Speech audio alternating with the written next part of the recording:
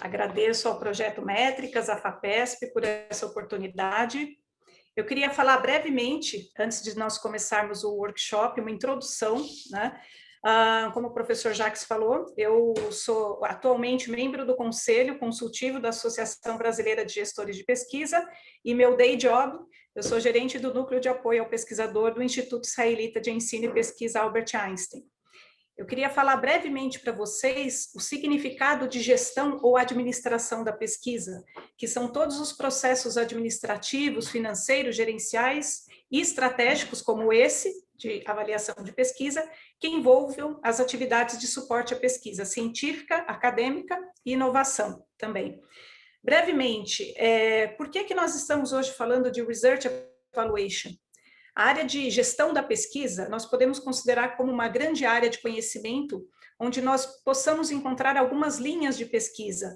Gestão de projetos e portfólios de pesquisa, administração de recursos para pesquisa é uma área muito importante, divulgação científica, valorização da carreira do pesquisador, gestão das colaborações internacionais, toda a parte de patentes, transferência de tecnologia, os NITs, são áreas que fazem parte da gestão da pesquisa.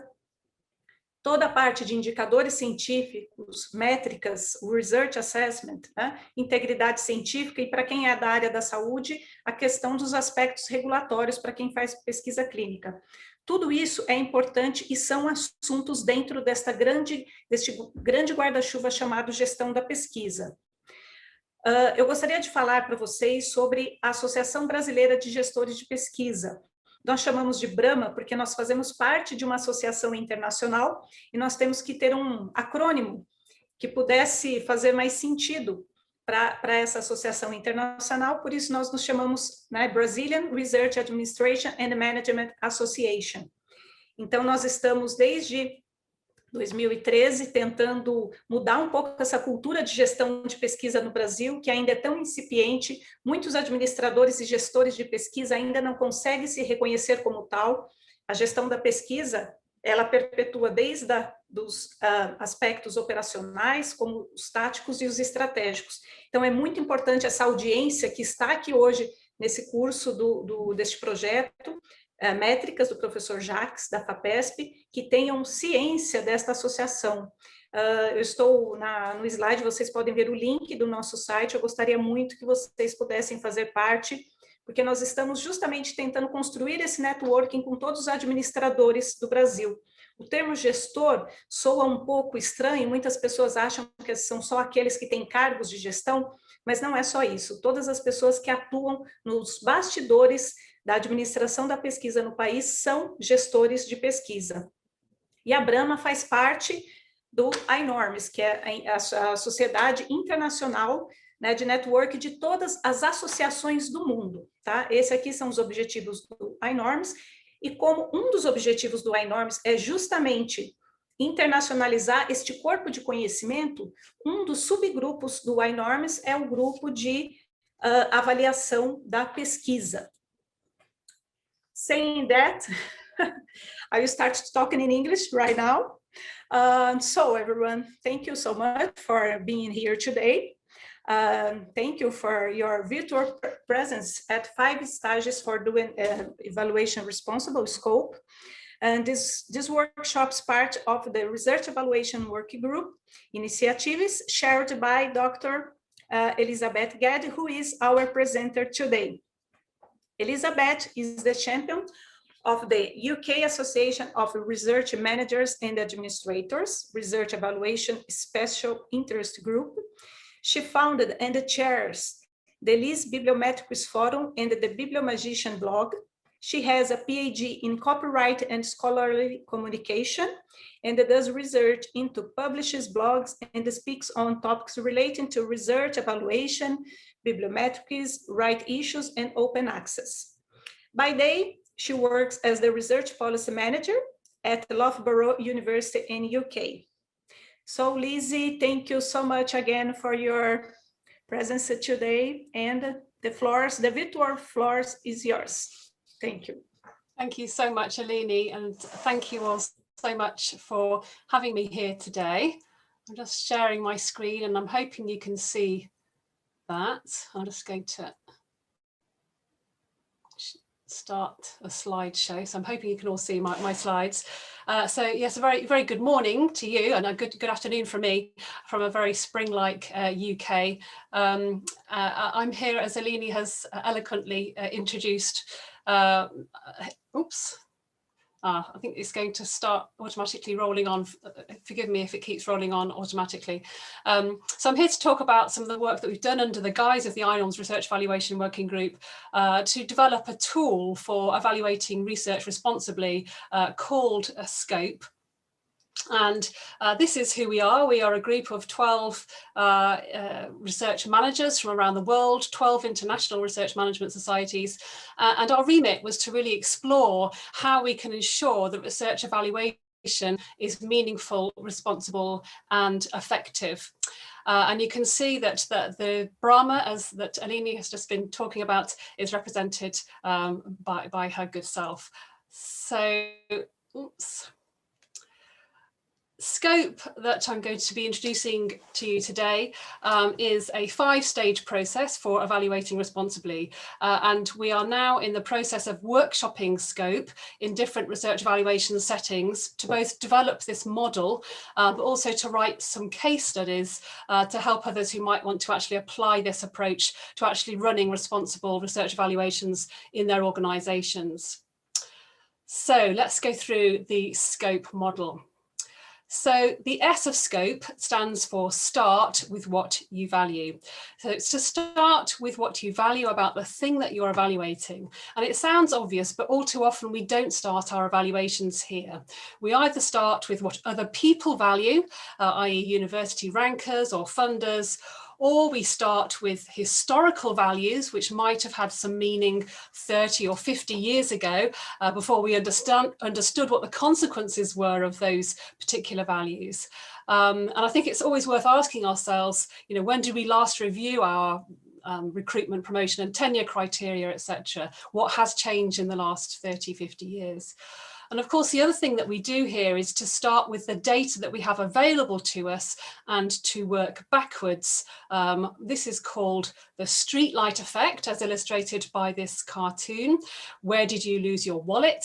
In the park. So why are you looking here? Because this is where the streetlight is. And many evaluations rely on bibliometric data, not because the volume of publications or even their citedness is what they value, but because this data is so readily available and so easy to use. Once we are clear on what we value, we can then consider the context for our evaluation. And in my roles, I hear many arguments about which indicators are responsible and which are not responsible. But we can't have that conversation without knowing the context, the why and the what in which the indicator is going to be used. And there are many reasons for evaluating, and we've listed 6 here in this matrix alongside various entities of different sizes. And this matrix attempts to indicate what the associated impacts and therefore risks are of evaluating in those contexts and those entity sizes. So for example, plotting the publication volume of one country against that of another for the sole purpose of understanding their relative production levels has very little impact on those countries under assessment. So we've marked that as a green, a kind of low impact, low risk activity. However, any form of assessment at the level of the individual, which results in reward or incentivization of any kind, has a high impact on those individuals and therefore carries a greater degree of risk. And I would say that the use of bibliometrics in these various settings maps pretty neatly onto these color codes. And of course, the other key context consideration is discipline. So a promotion approach that works for folks in one discipline won't necessarily work for those in another. And at Loughborough, we're currently looking at this actually with a particular focus on arts and humanities scholars. Once we've thought through what we value about the research activity that we're measuring and the context in which we're doing that measurement, it's worth pausing before we launch into our O for options, the O of the Scope model. And that is firstly to consider whether we always need to evaluate at all. And that might not sound like an odd thing to say, but this is really with one eye on the increasing use of indicators, metrics to incentivize certain behaviors. And this is seen as a solution of getting people to engage with open access. But if you're familiar with this pyramid, this is Brian Nosek's research culture change pyramid, you may already be persuaded that we need to make things possible, easy and normative before we start making them rewarding, before we start incentivizing and measuring them, even if we do value those things. But where we do evaluate, we should also always do so with the evaluated. And unfortunately, it's all too rare for organisations to co-design and co-interpret their evaluations with those that they're evaluating. And we really believe that evaluation is something that you should do with people and not to people. Then we have O for options, and this is a reminder that we do have options when it comes to evaluation. We don't have to reach for metrics all the time. And the important thing to consider here is whether your indicator is a suitable proxy for the thing that you're evaluating. And we think that the rule of thumb here is that generally speaking, quantitative measures are generally for quantifiable things such as citations, publications, money and students, and qualitative measures are for qualifiable things such as quality, excellence and value. But we should be especially careful if using quantitative indicators as a proxy for qualitative things. So a highly cited candidate for a job does not equal a highly suitable candidate or the best candidate, and a candidate from a highly ranked institution does not equal a better candidate. And whilst it's easy to criticise quantitative indicators, we have to remember that whilst peer review is often held up as the gold standard of research evaluation, there is a lot of concern about peer review. There's a lot we don't understand yet about peer review. So the challenges of measuring both qualitatively and quantitatively are why we have the next stage, which is to probe deeply. And often the selection of options for evaluating marks the end of an evaluation design and people just launch straight in and do their evaluation. But we feel there's a critical probe stage here that needs to be considered first. And we think there are 4 key questions here. The first is, who might this discriminate against? So how diverse are the candidates that are regularly being rewarded by this recruitment process, for example? Secondly, how might this approach be gained? And we know that wherever there's a prize, there's a game. But we need to design these out of our evaluations if we can. Thirdly, what might the unintended consequences of this approach be, but both on the entities being evaluated, but also on those doing the evaluating? And finally, does the cost of measuring outweigh the benefit of measuring? And of course, when seeking to fairly evaluate a large number of applicants for jobs or grants for funding, the costs can be high. So how do we get that balance right?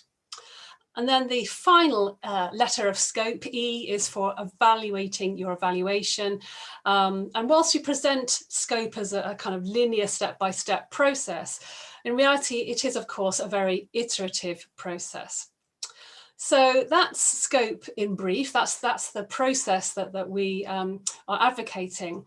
And what I'm going to do now in the second half of the presentation is just to talk through how scope can actually work in practice. So as I mentioned at the outset, we're currently running a series of workshops to both get feedback on scope as a concept. That's what we're doing hopefully here today. I'd very much welcome your feedback on it, but also to test scope as an evaluation approach. You know, how does this actually work in real life? So we're going to apply scope. We're actually in the process of applying scope to some real life evaluation problems and to develop the model and also generate some case studies that others can learn from. And I want to draw on 3 case studies for this section. The first is from my own institution, Loughborough University, where we're currently seeking to evaluate our engagement with open research. So how can we do that in a responsible and fair way? The second is from the University of Glasgow, where they've just developed a new research strategy and are looking to evaluate engagement with a particular strand of that strategy, which is prizing the support of careers of others. So how can they evaluate to the extent to which others are supporting the careers of their colleagues. And the third is from Emerald Publishing, and they are seeking to evaluate the diversity of their editorial boards. So in all three cases, in order to adhere to our principle of evaluating with the evaluated, we held workshops with those who would be the subject of the evaluations. So we'd explore an element of scope, allowing a full divergence of views. So we'd diverge out and explode and explore this particular aspect. And then we'd bring those views back into the room with the evaluators, so converging those down and distilling what we learned from those workshops. And then we would kind of take that back to the group of the evaluated and see whether they agreed with our assessment of what they'd said. So that's the approach that we have taken. So what have we learned? So in terms of starting with what you value, I think what we learned really about this stage is that it's often the most challenging thing. We don't often do this in universities. We don't often sit down and think, what is it actually that I value about researchers, research, our KPIs? We don't actually get into the nitty-gritty of what we value. And as I mentioned before, so often we're driven by what we can measure or what other people are measuring, particularly if you've got a national research evaluation approach, or global rankings or another external driver. But it's actually a very fruitful thing to do, to actually sit down and understand what it is you value about this thing that you're evaluating. And the questions we've been asking here are not general values questions, i.e., excellence, integrity, creativity, but specific answers to the question, what do you value about the thing that you want to evaluate? So we'll then try and explore the negative space around that. So what don't you value about this thing? We will look at what value results when this thing happens. Another way of looking at it is, what does good look like? So in terms of supporting the careers of others, what does a good support for the careers of others look like? And so asking these questions helps us to understand what it is we value about the thing that we evaluate. Oops. This, with the University of Glasgow, the results of their values discussion produced these 4 things that they valued about good career development. So the act of giving something up to help someone else's career. So it wasn't just helping somebody to help yourself, but this activity had to actually cost something. They learned that they really valued a coaching approach to career support. So support that was tailored to the individual, not just tailored to the needs of the university. They recognized that good career opportunities weren't only in the gift of the university, but that to a certain extent, the external environment needed to change to provide better career options. So they valued engagement with external bodies that improved the options for their researchers. And finally, they learned that they weren't just interested in developing researchers within academia for academic jobs, but beyond academia as well. And as such, they felt they might need to change the way they provided their support. In terms of context considerations, we found it really useful to tease out all the different contexts in which you might want to evaluate the thing that you value, particularly as this does affect the impact of the evaluation. And we found it's important to take one evaluative setting at a time, because your approach will differ depending on who and what and the discipline that you're evaluating. So one of our key learnings here has been the challenge of weighing the thing that we're evaluating with all the other things that you value. So often we think, oh, what do we value about this thing? But then think, but how do we weigh what we value about this with what we value about this, this, and this? So that's been an interesting learning point. And Emerald Publishing is a really good example of this. So if you remember, they're looking to evaluate the diversity of their editorial boards. And when we dug into the context question with them, it's clear that they were really seeking to incentivize greater diversity. However, when we spoke to a group of their editors and their board members, their challenge was not that diverse editorial boards were a bad thing, but that there were also other editorial processes that needed attention, not just diversity, e.g. dormancy, so where individuals joined editorial boards and never contributed, and a lack of guidance as to what an editorial board membership involved.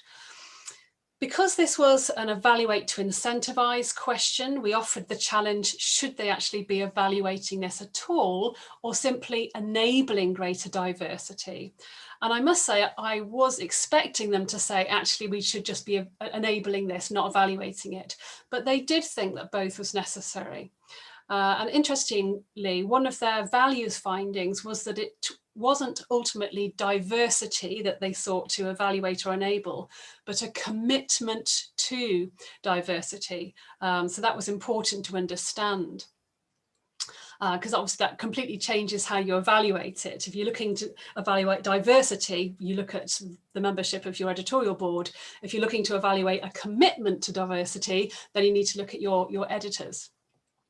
And they also agreed that it wasn't just protected characteristics type diversity they were interested in, but disciplinary diversity as well. So it was important that editorial boards weren't dominated by specialists in one or two areas. Options for evaluating, what are we learning here? Well, we always aim for a mixture of qualitative and quantitative indicators for things, depending on the value and the context. So this stage is really just about balancing those out. You might have quantitative indicators with some explanatory text, or you might have qualitative rubrics that lead to qualitative scores. So if a human being assesses that an individual has met these criteria, these qualitative criteria, they might get scored a 3 or a 2 or a 1. So the kind of balance of qualitative and quantitative is something that we explore in the options stage. However, interestingly, we are currently doing some work with Newcastle University in the UK, who are seeking to develop KPIs, key performance indicators, for research culture. So those will have to be quantitative because their KPIs usually are. So that'll be an interesting exercise. And we usually draw on other models here for inspiration, because often we are very set in our ways as to what our options are for evaluating. But the DORA, the Declaration on Research Assessment group, have now got a resource library where they have provided a whole range of different evaluative approaches and innovations in this area that are very helpful to draw on for this kind of exploration of options. So the example I wanted to share with you here, I'm sorry for all the text on this slide, but hopefully you can take it away and have a read. I wanted to share with you is our kind of how we're trying to evaluate engagement with open research at Loughborough. So you can see the different contexts here. We've got understanding, monitoring and incentivizing. And if you remember, this was a kind of a green, a low risk activity, then an amber risk, and then we've got a red risk level here. So to understand our engagement with open access to research outputs, we're already fairly well established with internal systems. We have a current research information system and a research repository. And we've got, of course, now the Leiden rankings, which now include percentage of outputs available openly, so we can compare ourselves, our position relative to others. But with regards to our engagement and take-up of open methods and open data, that's a bit more challenging. We just can't do this quantitatively yet because we don't know who is engaging with this and where and how. So we have decided to do this qualitatively by running some workshops to further understand our understanding here. With regards to ongoing monitoring at university and school level and amber activity in terms of risk, we've historically looked at the citedness of journals as an indicator of their visibility, but we're now expanding our view of visibility to include openness as well. So we've started looking at what proportion of the sources we publish in are both highly cited and highly open, i.e. are they in the top 10% by SNP or SJR, and do they have a zero embargo open access policy. And this data highlights to schools where they're publishing the most and raises the profile of openness as an equal visibility indicator on a par with citedness. In terms of incentivizing open research practices, this is one of the high-risk activities in red here that we decided not to do by measuring at all. So we decided to move away from measurement. And we believe the best way to incentivize engagement with open practice is to support people, not to judge people, not to measure people. So we're appointing open champions, developing training, and of course, supplying data so that individuals can see what are the best routes to visibility. And we also hope that a change in reward practice will help incentivize. So again, we're not providing data on openness in things like our annual reviews or promotion, but we're enabling individuals to supply this, and we'll be training decision makers to equally value open practices alongside traditional practices when it comes to quality, visibility and impact, which is ultimately our values. On to probe. And what we've learned here is that this stage can actually be taken in tandem with our options stage. So every time you propose an option, you can ask, well, who might this discriminate against? How might this be gamed, etc. However, it does also need to be reconsidered after designing the evaluation, but also after running the evaluation, because it's quite difficult to stress test your own design. If you so want it to succeed, confirmation bias kicks in, but some consequences just can't be predicted. So if I go back to our open research example at Loughborough, we asked, who does this discriminate against? And we know that not all disciplines have an equal opportunity to engage with open research practices. So we're very clear that when we provide data on journal visibility, that its purpose is not to compare performance between the schools, but to highlight opportunities for their discipline to choose more visible outlets. But really, of course, providing a broader interpretation of visibility, cited and or open. We're actually levelling the playing field for those who are already investing heavily in non-traditional open output software, data, etc. In terms of how this might be gamed, we did consider measuring the percentage of an individual's outputs on our current research information system that were also on our repository to incentivise via PDR. However, the danger is that individuals might just leave their closed outputs off the current research information system entirely, just to make sure their percentage of open outputs went up. So then we wouldn't have an institutional record of that at all. So we've left that for now. But one of our ambitions is for 100% of all schools' primary research outputs to be on the repository, even if they have to be closed. So some monographs, for example. So when this message has filtered through the schools and they've decided what their primary outputs are, we can revisit that. And in terms of the unintended consequences, at Loughborough, we're also always very aware of the and culture. So academics might feel that their work has to be cited and open and pre-registered and make their data available and their software. So our Pro-Vice Chancellor for Research has always sought to highlight not only stuff we want them to start doing, but stuff that they can stop doing as well. So not saying yes to every writing project that comes their way. And academics on our working group have pointed out that actually open practices can save time in the long run. There's also a danger of generating a compliance culture. I have to make my data available, rather than academics seeing this just as the best way of doing science. Hence the open champions, so the message is do as I do, not as do as the administrator says. So having considered all those things, we have agreed to a general approach of celebrating open research success wherever it's found, rather than expecting everyone to be at the same level immediately. The final stage is not one we've yet fully explored, and that is to evaluate your evaluation. But we need to ask whether the evaluators actually got some useful intelligence or outcomes from their evaluation. And the critical question is, what does success actually look like? But the challenge is, when do you ask that question? So how long should you give an evaluation approach before you decide whether it was successful or not? And if it wasn't, of course, you can then just recycle around the scope process. Were your values right? Was your options right? And so on. Excuse me. So a great example of this is the University of Glasgow case study, where they're looking to develop options for recruiting individuals who support the careers of others. And this is mainly involving designing interview questions, but while you might find someone who's good at answering the interview question, the proof of the pudding is in the eating, as they say. So to what extent will they actually support the careers of others, and how do you measure that? And do they need to actually have created career supporting change in the past, or just be willing to support careers going forward?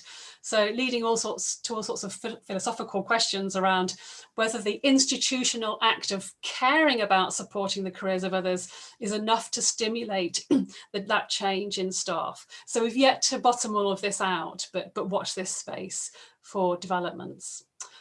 So that is pretty much an introduction to scope and scope in practice. Apologies again that my slides kept flipping forward. I think they're on some kind of timer and I need to sort that out. But I want to leave you with 3 thoughts, and I know I'm being followed by 2 Brazilian experts in this space, so I very much appreciate their perspectives on these. So I guess I'm interested from an INORMS perspective as to what responsible evaluation challenges you face in your organizations. Can you see scope being a useful tool in your organization for designing responsible evaluations? If not, why not? How could the scope model actually be improved and be applied?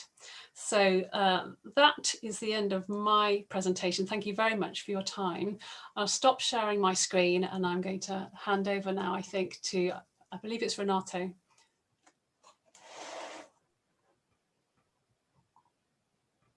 Thank you so much, Lizzie.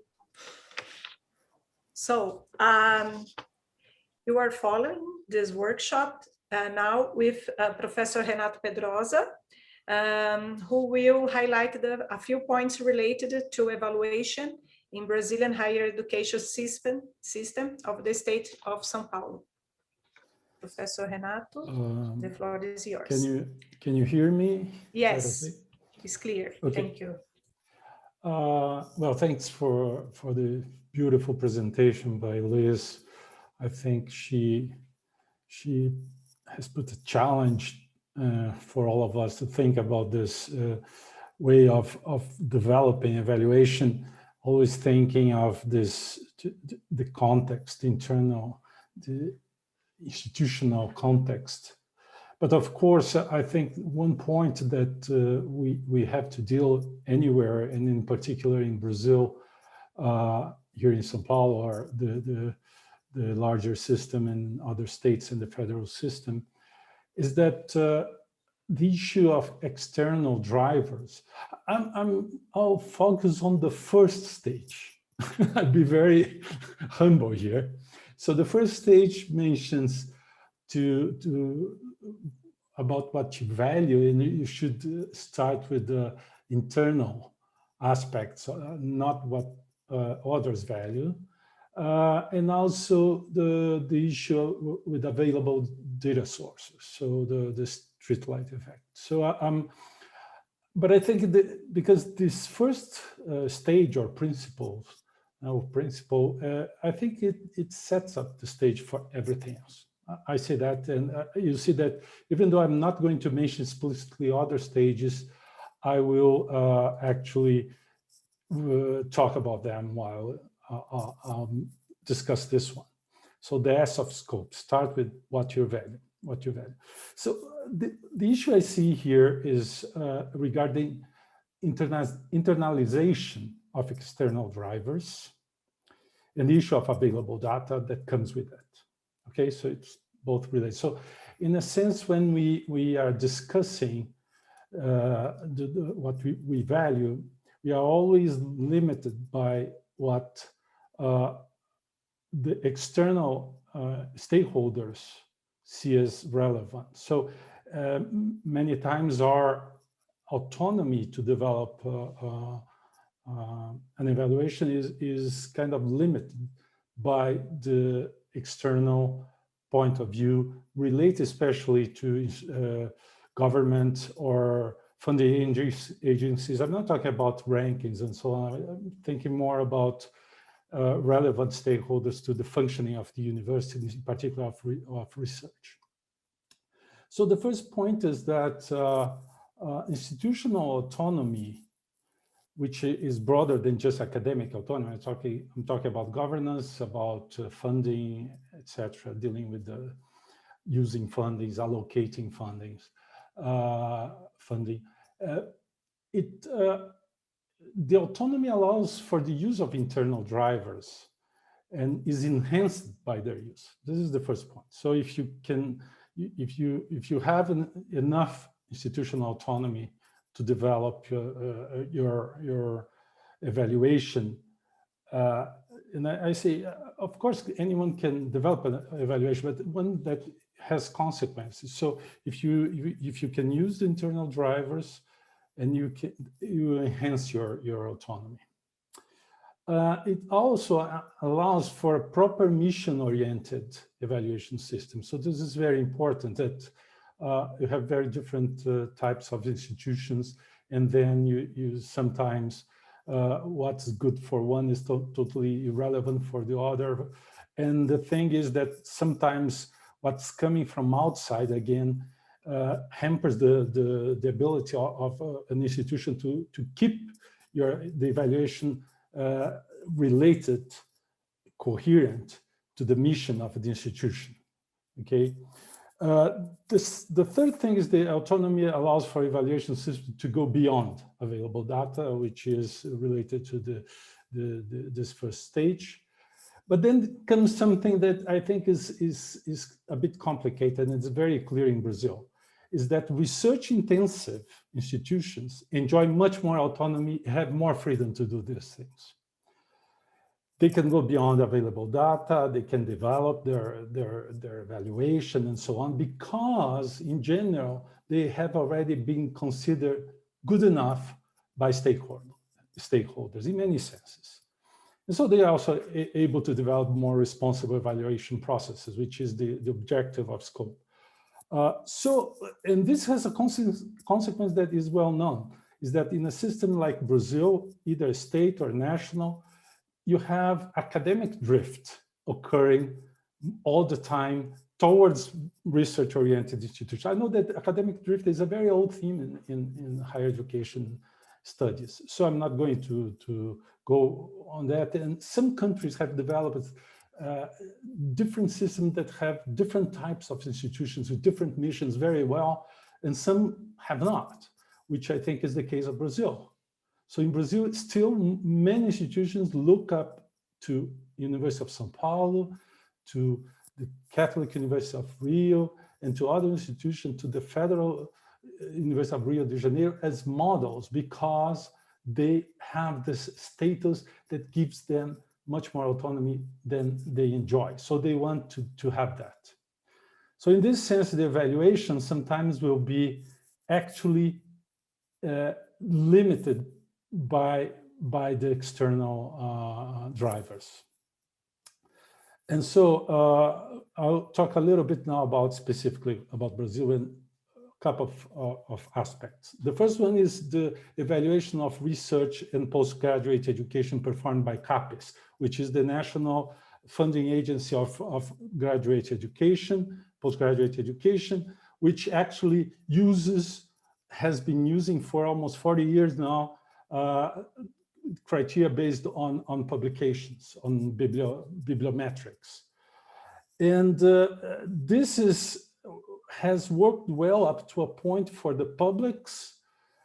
They have internalized this to a very high extent, to the point that the evaluation of the programs is almost independent of what the university sees about this.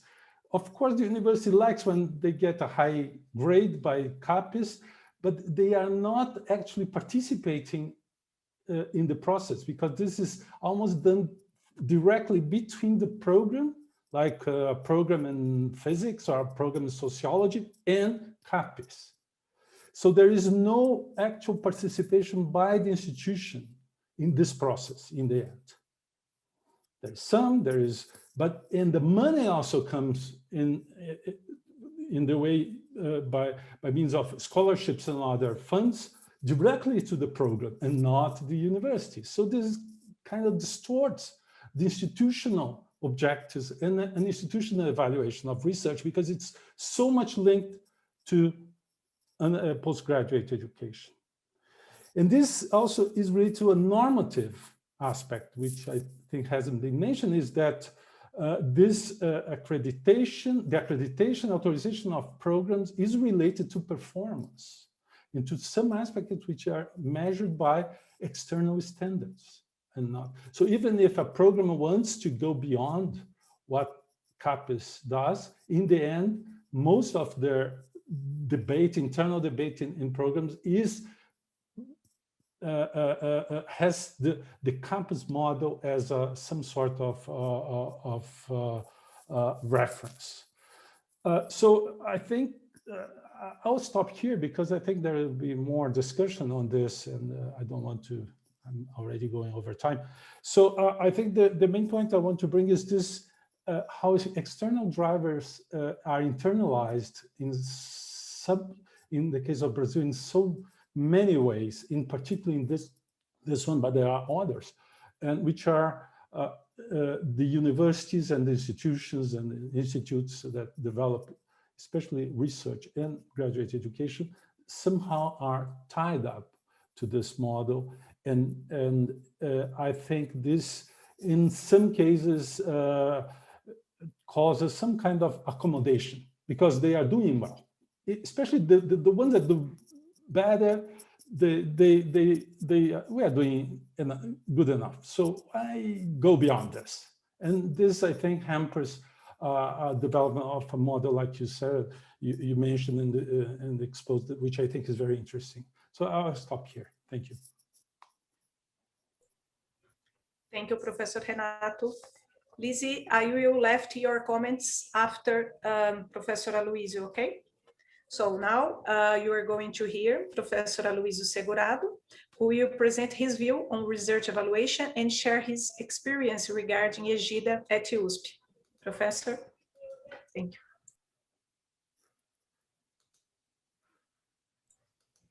You are mute, Professor Aluisio.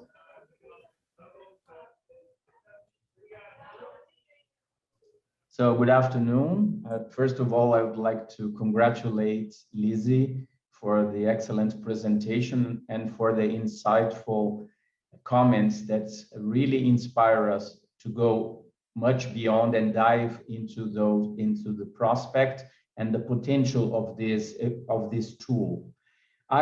Since Renato has already made a few comments that are specifically related to research evaluation and the difficulty in balancing external drivers and the internal values of higher education institutions, I think I will try to take this opportunity to expand a little bit the discussion and make it broader by saying that I think this process, this 5-stage process that is embedded in the scope tool, for me, they look very useful, not only if we want to assess research impact and quality, but it could also be applied to other stages and other items of academic performance in a much broader way.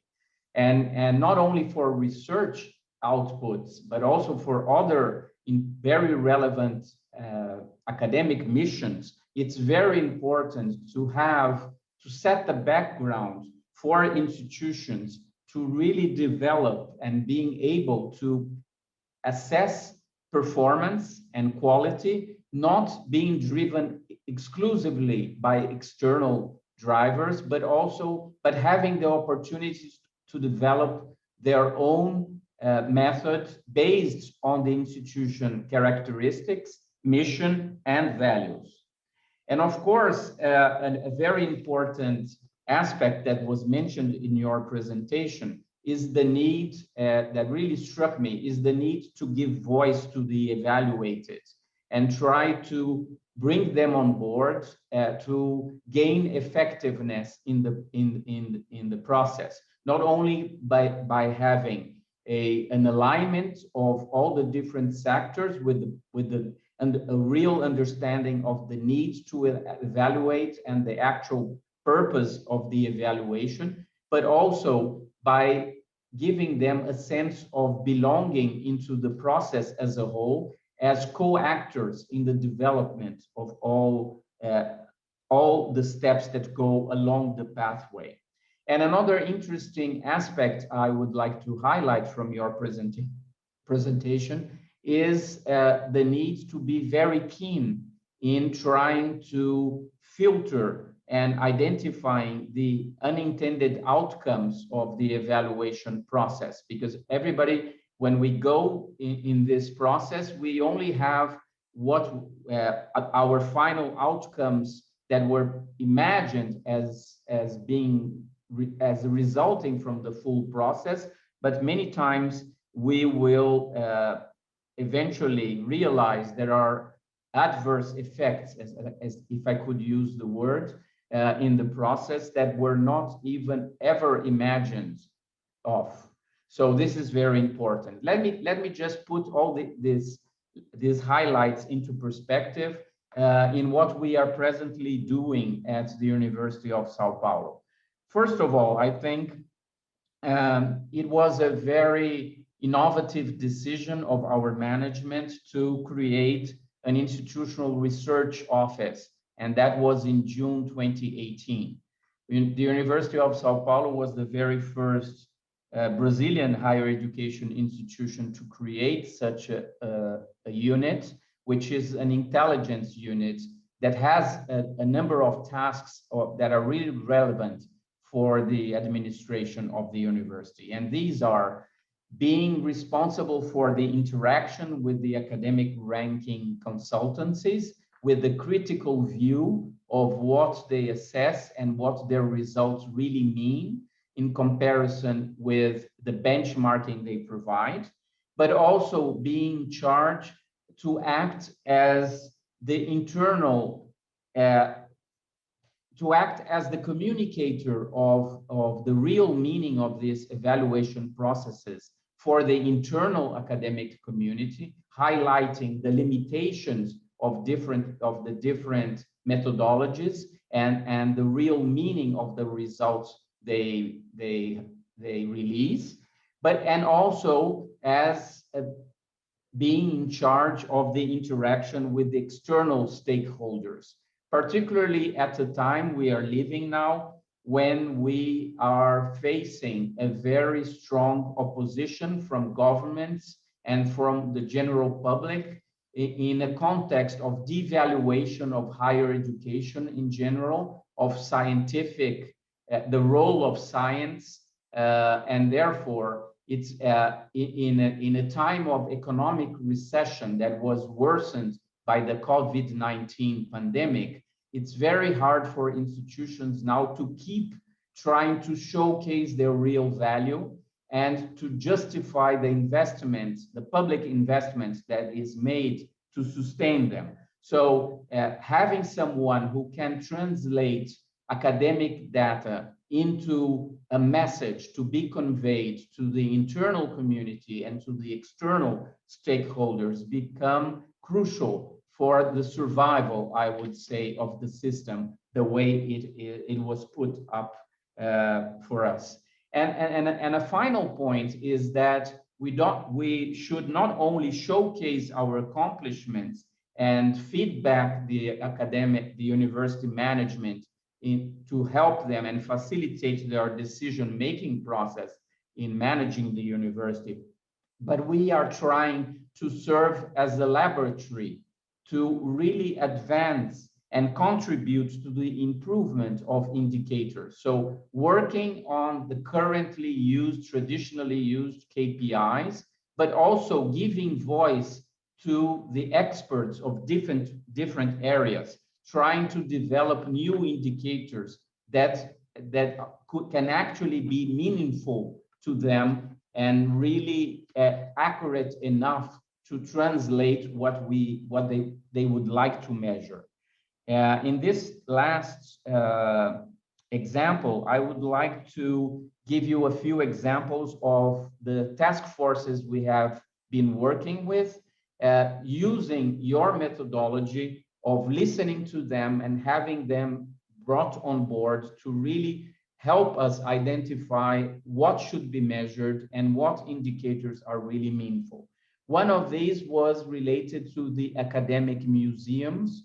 The University of Sao Paulo has 4 academic museums that across the board cover areas that are as diverse as zoology on one side and contemporary art on the other side. So although they are all 4 academic museums where research takes place and extension takes place because of the visitors that come to those areas in the general public, it's very important for them to really come up with indicators that can translate what is done by them in a meaningful way. Another task force we are working with is the task force that is addressing the artistic output, because the bibliometrics for scientific output are clear enough and well recognized by the community and has been validated for a long time. But as far as the artistic output is considered, I think we are still lacking. We are far behind in understanding what are the real indicators that would effectively translate the contribution of the university in the area of the arts. And a final example we are really interested is in evaluating the social impact. This is something Renato alluded to. In our Latin American context, it's very important not only to measure the traditional indicators such as scientific output in number of publications and citations, but also to effectively tell the community and the stakeholders in the government what this really means in terms of translating into social development. Our bylaws from the very beginning, from the foundation of the institutions, wrote explicitly that one of the purpose of having this academic system in place was to contribute for the social and economic development of our local societies, local communities. So it's very important for us to really come up with indicators that can translate how far we are going in that particular role.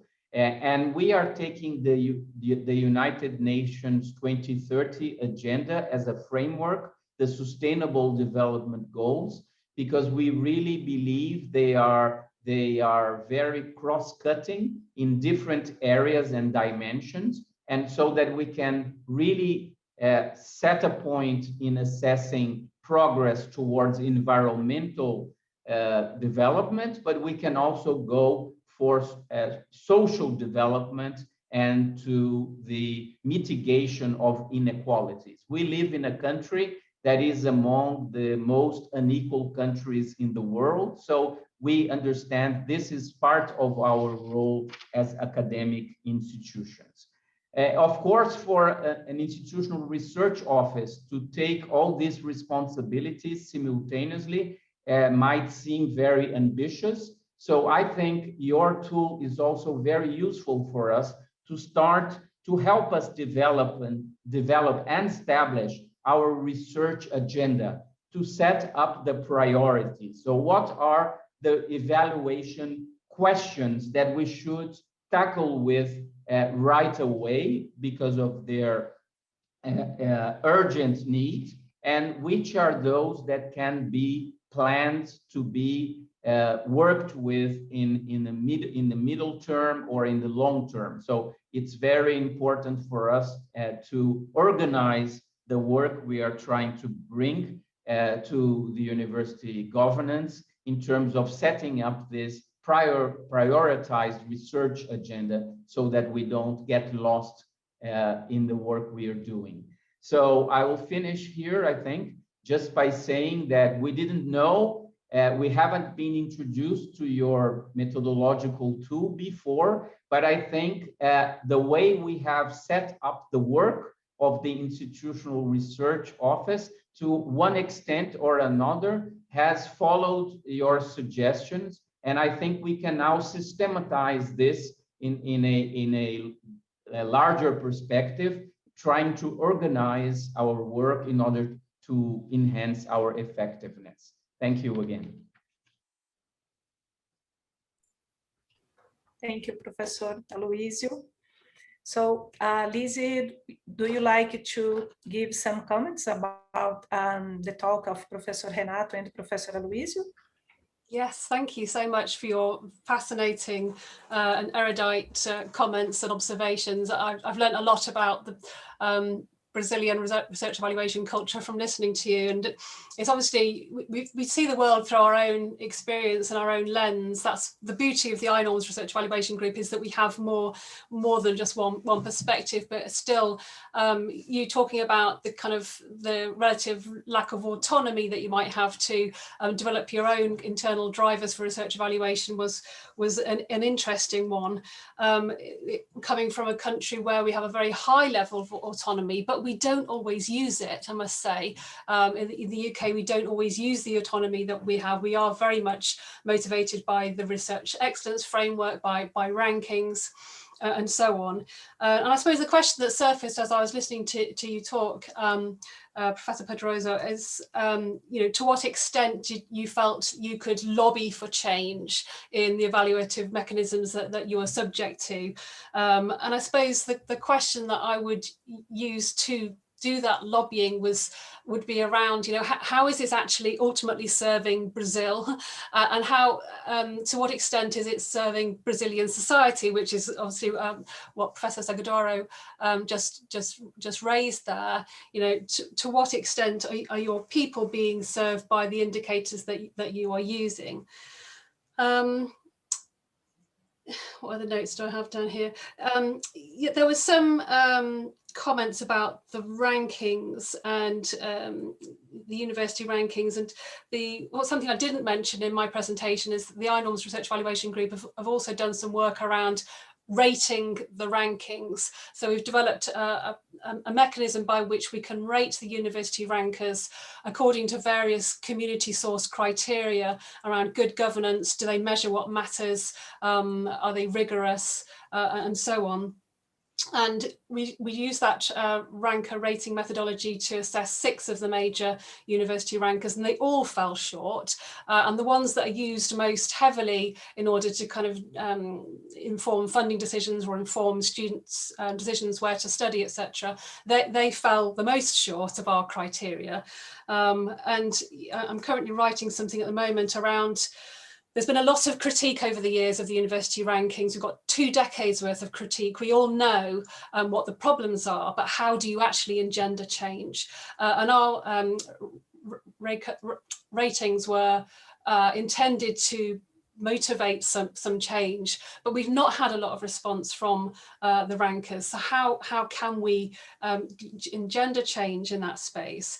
I'm not sure whether you're familiar with the campaign amongst academics, which is called I Am Not My H Index, which is basically saying I'm so much more than my publications and my citations. And I'm now musing around whether we need, as a kind of global network of universities, a so much more than our rank campaign, because we are so much more than our rank, because the rankings don't measure everything that we do. And there's so much more to universities' contribution than what is measured there. Just can't read my own writing. Yes, so the other thing that you talked about there was around kind of academia's value is actually quite hard to measure. And I think one of the issues of the rankings particularly is that they measure inputs and outputs. And so if you're well served by the rankings, so if you're an old, wealthy, global northern, English-speaking, research-intensive university, other universities that don't share those characteristics are never going to displace those universities in the rankings, because they just have so much capital, and you're never going to outrun them, because it's the whole runner who starts race ahead of others finishes first thing. Oxford and Cambridge University have been going for hundreds and hundreds of years, and an institution like mine, which has been going for about 50 years, is not going to catch up those kind of that sort of head start. But when you think about it, what a university actually does, what a university's contribution actually is, when thinking about kind of making the case to society, is what you do with those inputs. Not the inputs, because that's often to do with serendipity, where you are in the world, wealth. But what do you take those inputs and you convert them into outputs, and that's what the university does. It does this magic in the middle. It does the policy, it does the process, it does culture, it does governance, but you can't measure those things. It's very hard to measure those things. So the things that we really value, the things that universities actually do, are things that we can't measure easily, not in a quantitative way. And of course, it's this desire for shortcuts, a single number to rank us all, that is ultimately the problem. I was very interested to hear what you were saying about museums, and it did make me reflect on our model that scope obviously starts with what you value, but in that sort of situation where you are looking to engage with society, and I know that's one of the focuses of today's event, it's not really so much what we value as the evaluator, it's what our stakeholders value. And that was a real challenge to me. And I'm definitely going to feed that back into the model, because depending on the context, it's not so much what you're doing the evaluating, but it's your stakeholders' needs that you're seeking to meet. And I think that was very interesting to me. So I think that was pretty much the end of my immediate comments and feedback. But I found both your contributions enormously helpful and constructive, so thank you both very much.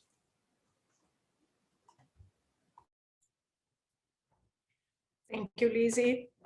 I would like just to say that to participate in an international group make me realize that this is a challenge everywhere.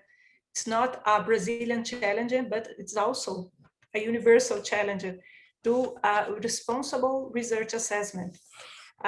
When you started to design the scope method, you had a lot of discussion and in our group, and this was more strong. What you value for us, value for our society, value for the community you are inside our university or our institutions besides a university.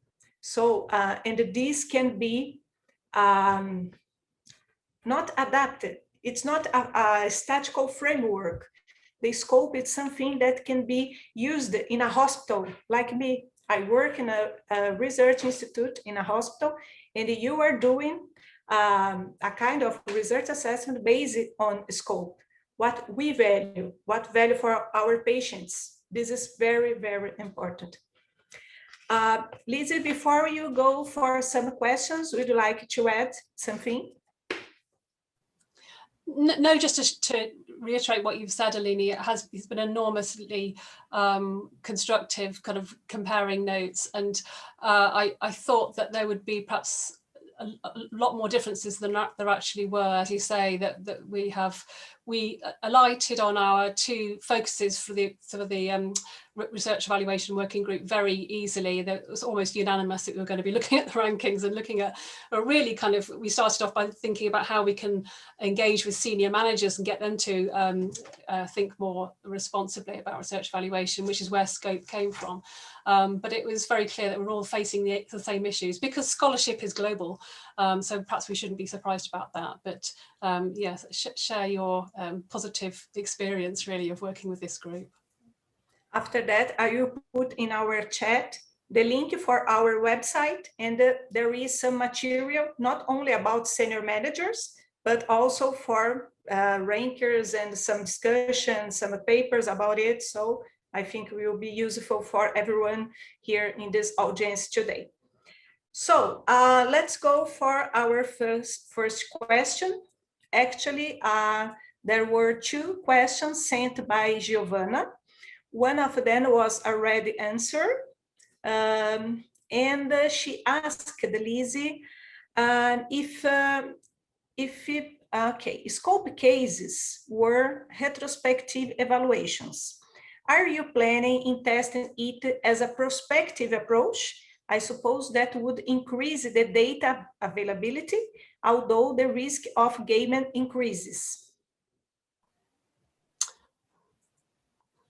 Yes, that's an interesting question. I'm not sure I entirely understand it, so please feel free to correct me if I go off steer with my response.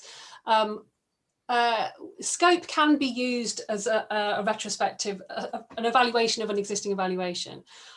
So you take something that's already happening and you kind of stress test it. Are we starting with what we value here, etc. But in the cases that we're working on, they are all prospective in the sense that, you know, we are starting with an evaluation problem. We know what we want to evaluate, diversity of editorial boards, for example. And then we start to think, oh, what do we value about diverse editorial boards? Then what context would we want to be evaluating this? What are our options, etc. So in that sense, it is prospective. I'm not sure whether I perhaps just didn't make it very clear in my presentation, or I might have misunderstood the question. So I'm happy to take clarification on the question if I've got that wrong.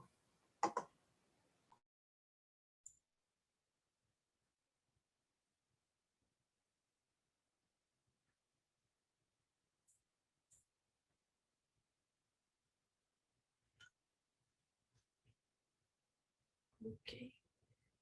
Lizzie, before, let me see if, okay, thanks for that. Yes, I suppose my question is around how to embed evaluation from the start of projects instead of add on after a project. Yeah, that's interesting because Scope is really designed as a research evaluation mechanism. So how you can evaluate research. So what you're talking about there, I think, is project evaluation, which is slightly different, but I would absolutely agree with you that evaluation should be embedded from the outset. And I think you could, I mean, a lot of individuals have contacted us around using Scope for other mechanisms. I guess it's broad enough to use for developing strategy, for example. I've not really thought deeply about how it might be used to evaluate projects, but I would imagine that you would do the same thing. You would kind of think about who your stakeholders were, what they valued, and then you think about the sort of contexts that you're seeking to. Are you looking to monitor? Are you looking for data to show how great your project is? Are you looking to assess the project itself? And then you can start thinking about options. So I think you could use it as a tool to evaluate research projects as well, but that's certainly something I'm going to take away and think more about. So thanks for that that prompt. Okay, Lizzie, I have one more question. Given that change evaluation systems often produces high anxiety and resistance among staff comfortable with the old way of doing things, is there a tension between moving to new, more responsible evaluations where the values are not necessarily shared so widely? How do we overcome this barrier? It's a really good question, and I know the Dutch are really struggling with this at the moment because they've introduced a whole new research evaluation mechanism in the country. I'm not sure if you're familiar with it, But whilst it is a lot more responsible and it's evaluating a much broader range of outputs and processes, and researchers are generally pleased that that is happening because they feel as though their broader contribution is being measured, they are concerned that it's going to affect their marketability because they're operating in the global marketplace. So if they haven't got all these shiny outputs, highly cited outputs in high impact journals, they're concerned that it's going to affect their careers. So there is a tension there, and academics, no one likes to feel as though the way they're being evaluated is constantly shifting and changing, that they're on shifting sands. But I think, you know, if this kind of whole principle of evaluating with the evaluated overcomes that to a certain extent, because you're not imposing this on people and saying, right, we're evaluating you like this now. We're saying, can we have a conversation together about what it is we value about what you're doing as researchers, and come to some agreement together as to what is best going to ultimately leave us with a better research evaluation, a better research system than the one we've already got. Because, you know, often we find that research evaluation, well, I don't know whether you saw the Wellcome Trust's research culture report, but a lot of the problems, and there was some hugely challenging issues raised by that report. And when you looked at all of those issues around research culture, a large proportion of them were to do with the way that research and researchers are evaluated. Evaluation is a problem, and it's not leading us to the research culture that's going to ultimately lead to the best research, to the best outcomes for humanity. So we can't sit still. We can't just accept that, well, we've always done it this way and we don't want to rock the boat.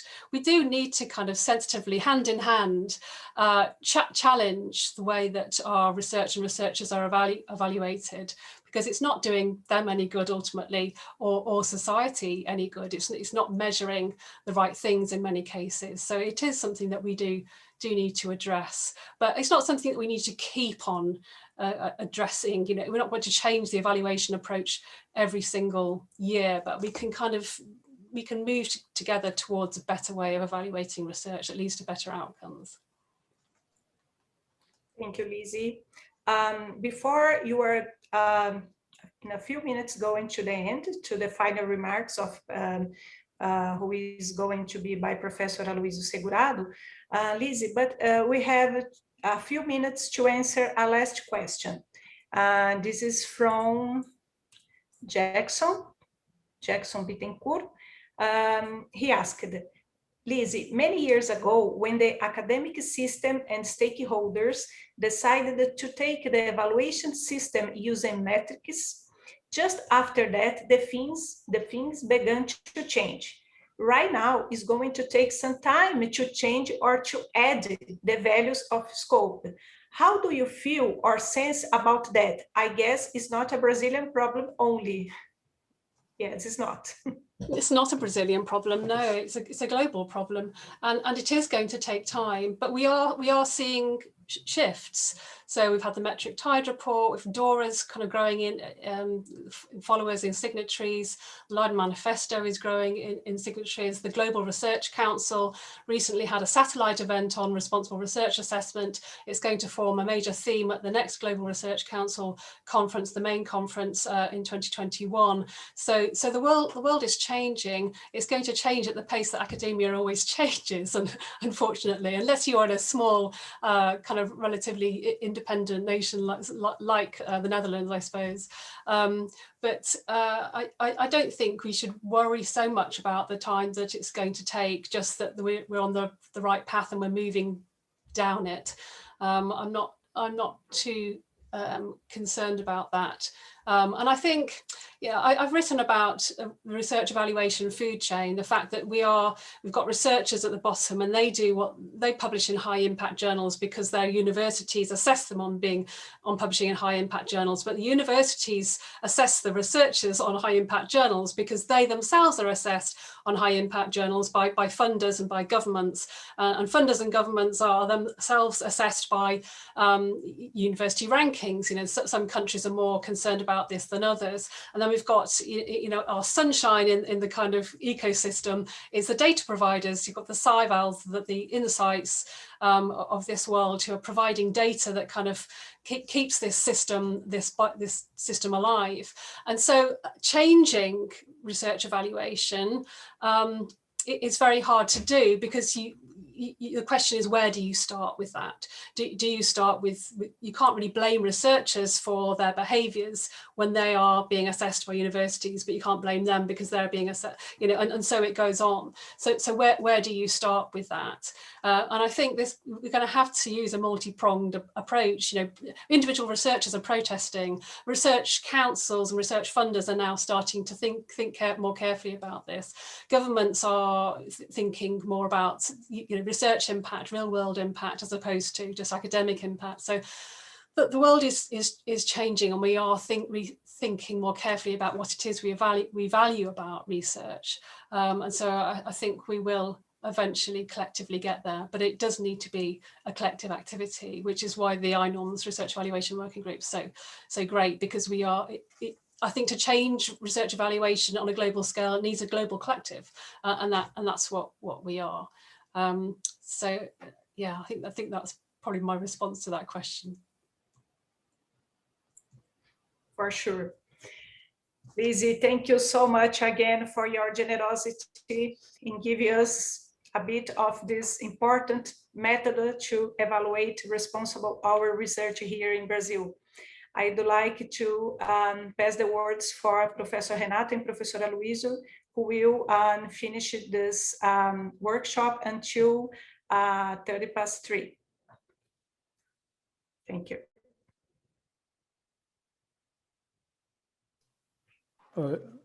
Renato primero. Is okay? May I start with that? Just a few words.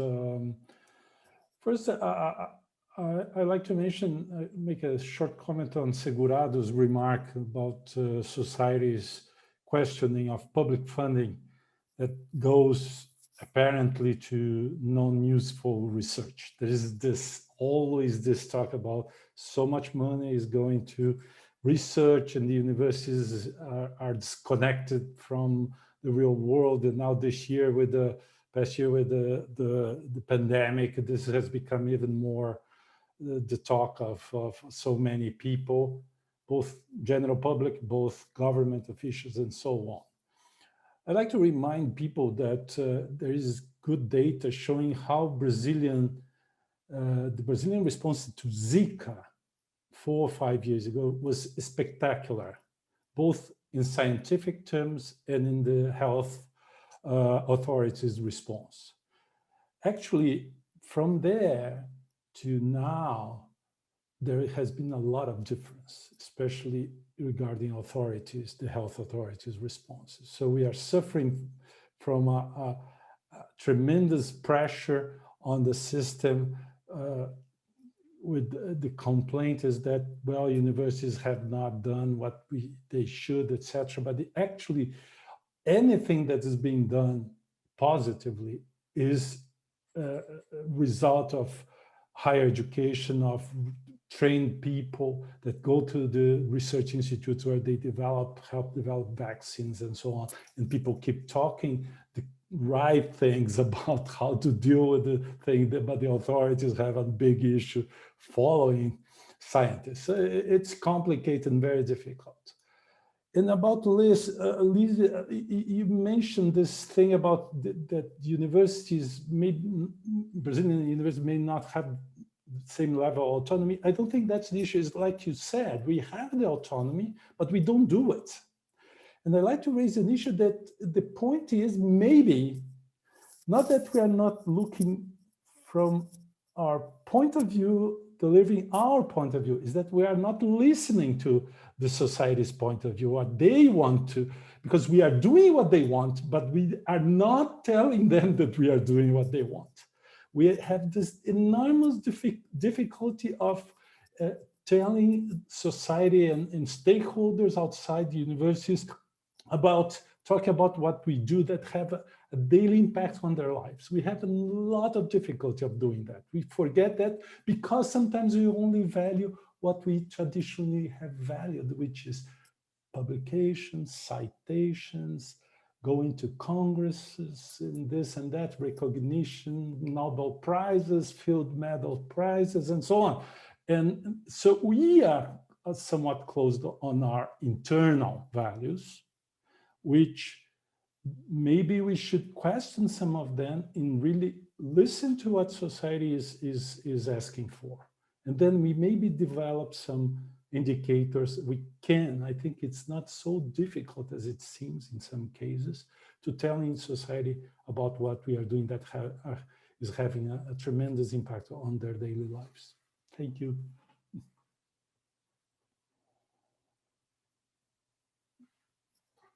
Okay, so let me just give some final comments. I would like to thank Lizzie and Renato and the audience with their insightful questions for having given us a chance to make this exercise together, to try to understand what a responsible evaluation really is.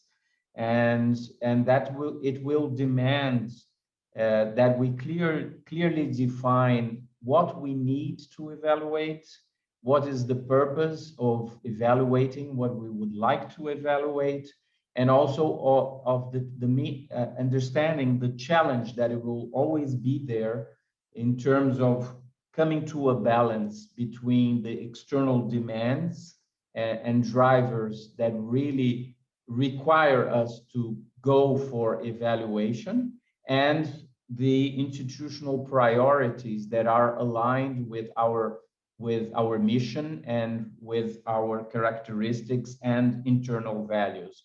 And also, it was a very important opportunity for us to understand that this is not a closed box, but it's a process that is being continuously retested by making it being probed as extensively as necessary and continuously adapted to a better performance. So this is very important. There is no final recipe, but we should be building this together and continuously working to improve it to the needs that we are really aiming at. Thank you for the excellent opportunity you gave us.